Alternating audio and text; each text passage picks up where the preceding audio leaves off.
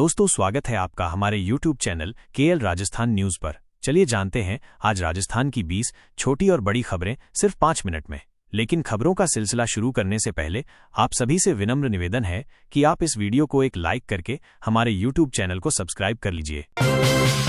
झुंझुनू में wine shop पर बदमाशों की फायरिंग।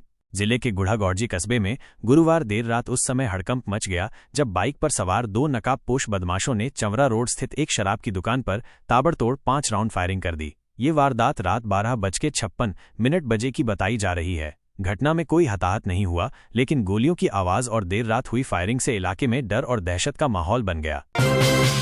राजस्थान की मंडियों में व्यापारियों का आंदोलन खत्म। राजस्थान की कृषि उपज मंडियों में व्यापारियों द्वारा चलाया गया आंदोलन समाप्त हो गया है। व्यापारियों ने 2 जुलाई से किसान कल्याण फीस हटाने सहित 11 सूत्रीय मांगों को लेकर यह आंदोलन शुरू किया था। जयपुर में राजस्थान सरकार और राजस्थान खाद्य व्यापार संघ के बीच सफल वार्ता के बाद आंदोलन वापस ले लिया गया। संघ ने पहले 5 जुलाई तक हड़ताल का ऐलान किया था। सहमति बनने के बाद प्रदेश की सभी मंडियों में कारोबार फिर से शुरू हो गया है। सीकर में SBI का ATM उखाड़कर ले गए चोर।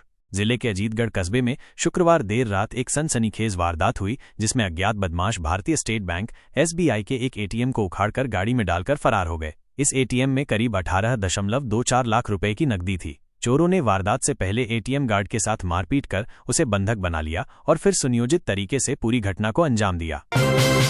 राजस्थान के 30 जिलों में कल बारिश की चेतावनी। राजस्थान में मानसून ने अब धीरे धीरे गति पकड़नी शुरू कर दी है। शुक्रवार को राज्य के कई जिलों में हल्की से मध्यम बारिश दर्ज की गई, जिससे तापमान में गिरावट आई और लोगों को भीषण गर्मी से राहत मिली। जयपुर, दौसा, सवाई माधोपुर, टोंक और भरतपुर सहित कई जिलों में 2 इंच तक पानी गिरा। वहीं पश्चिमी राजस्थान के कुछ हिस्सों में अभी भी गर्मी और उमस लोगों को परेशान कर रही है। HMS के चरक भवन आने वाले मरीजों को बड़ी राहत। राजस्थान की राजधानी जयपुर के सबसे बड़े सरकारी अस्पताल सवाई मानसिंह SMS अस्पताल में इलाज कराने आने वाले हजारों मरीजों के लिए एक राहत भरी खबर है। विशेष रूप से चरक भवन में स्थित OPD ब्लॉक में आने वाले मरीजों को अब भीषण गर्मी और भीड़ में इंतजार नहीं करना पड़ेगा, क्योंकि अस्पताल प्रशासन ने यहां centralised air conditioning AC system की व्यवस्था कर दी है। बीसलपुर बांध के पहली बार जुलाई में खुलेंगे गेट।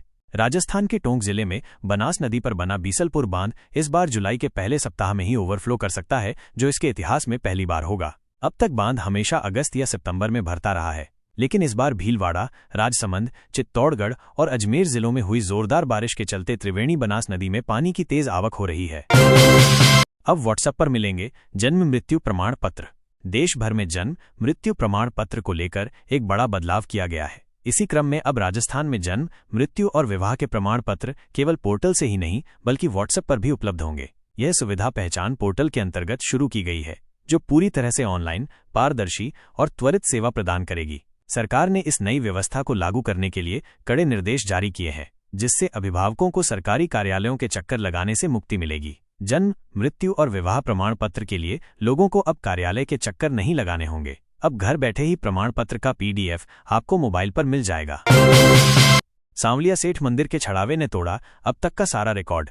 मेवाड़ के सुप्रसिद्ध श्री सांवलिया सेठ मंदिर में भक्तों की आस्था हर बार नया कीर्तिमान रच रही है। 24 जून को खोले गए मासिक भंडार की गिनती 6ठे चरण में पूरी हुई। इस बार मंदिर को रिकॉर्ड तोड़ चढ़ावा प्राप्त हुआ है। कुल 29,22,65,030 रुपए का चढ़ावा भक्तों ने चढ़ाया है। ये राशि अब तक की सबसे बड़ी दान राशि है। मंदिर में भक्तों ने 1 किलो सोना और 142 किलो 190 ग्राम चांदी भी चढ़ाई। इसके साथ ही 15 देशों की विदेशी मुद्रा भी दान पेटी में मिली, जिसका मूल्य भारतीय रुपए में करीब 4.5 लाख रुपए बताया जा रहा है।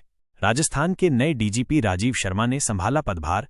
राजस्थान पुलिस को आखिरकार नया मुखिया मिल गया है। 1990 बैच के IPS अधिकारी राजीव शर्मा को राज्य का अगला पुलिस महानिदेशक DGP नियुक्त किया गया। इसके बाद राजीव शर्मा ने पुलिस मुख्यालय PHQ में पदभार संभाल लिया। चार्ज लेने के बाद DGP राजीव शर्मा ने कहा, जनता की सेवा के अवसर को पूरी निष्ठा और समर्पण से निभाऊंगा। मुख्यमंत्री और राज्य सरकार ने जो विश्वास जताया है उसके लिए आभार। पुलिसिंग के हिसाब से राजस्थान को पूरे देश में मॉडल राज्य बनाएंगे।